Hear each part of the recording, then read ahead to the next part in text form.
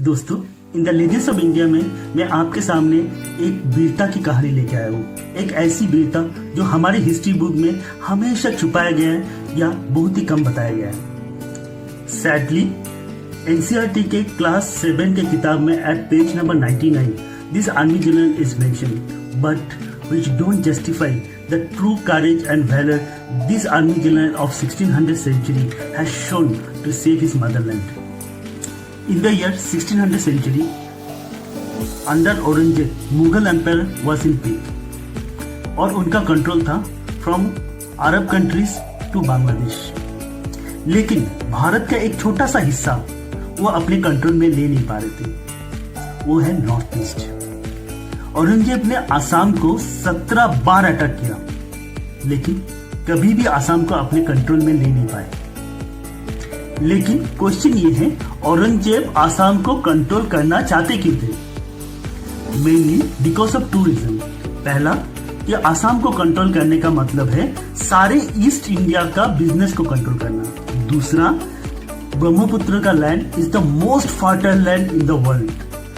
आज भी ब्रह्मपुत्र का लैंड ट्रक भर भर के लोग चुराते हैं अपनी खेती के लिए। And here comes the man with deadly combination of देशभक्ति, बुद्धि एंड करेज, जिन्होंने आसाम को मुगल के हाथों जाने नहीं दिया। Is none other than Lachit Barphukan, the army general of Ahom kingdom. Lachit Barphukan के बारे में कुछ इंटरेस्टिंग फैक्ट्स हो जाए।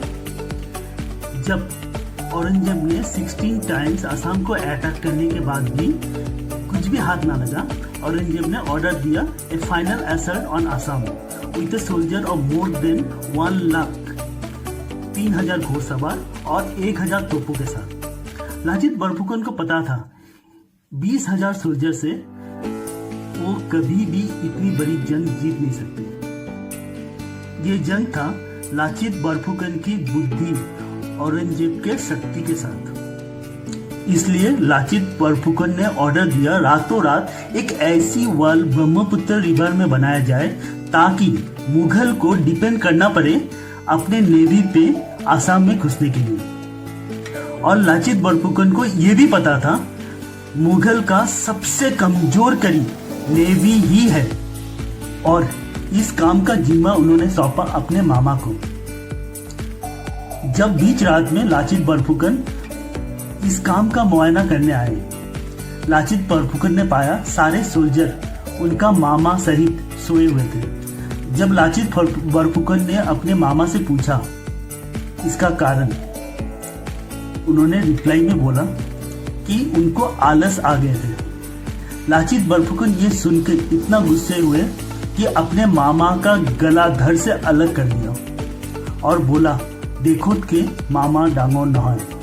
इसका मतलब है खुद का मामा देश से बढ़ के नहीं है। ये सुन के बाकी सारे सोल्जर भी अपना गलती समझा और ये काम रातों रात खत्म किया।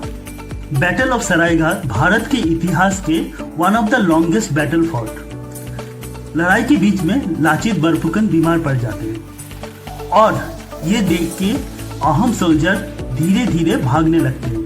लाचित बरफुकन को पता था अगर इस वक्त वो पीछे चले जाते हैं बाकी सोल्जर भी पीछे चले जाएंगे। इसलिए लाचित बरफुकन अकेले ही नाव लेके मुगल की तरफ निकल पड़े और बोला, मेरे राजा ने मुझे एक जिम्मेदारी दिया है, ये जिम्मेदारी मैं अपने मरते दम तक निभाऊंगा और जो मेरे साथ आना चाहे उनका स्वागत है, और कोई अगर नहीं आया तो मैं अकेला ही मुगल के साथ मरते दम तक लड़ाई करूंगा। ये देख के बाकी सोल्जर भी जोश में आ जाते हैं और मुगल को हार की सामना करना पड़ता है। ज्यादातर भारतवासी आसाम के बाहर शायद ये भी सोचे कि आहम जीते या मुगल जीते, इसमें डिफरेंस क्या है, एम्परर को तो राज करना है। जी नहीं, आहम अलग थे। आहम ने भी म्यांमार से बाहर से आए थे, लेकिन उन्होंने अपना कल्चर आसाम के लोगों पे थोपा नहीं था। उन्होंने बाकायदा आसाम के कल्चर को अपनाया, आसाम के रिलीजन को अपनाया।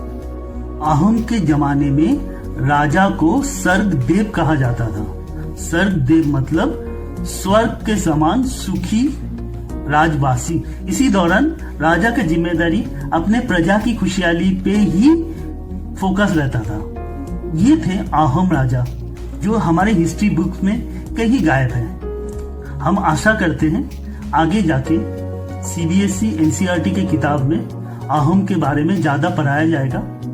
लाचित दिवस not only will be celebrated in Assam, it should celebrate across India. So let's celebrate this legend, Lachit Barphukan. Jai Hind.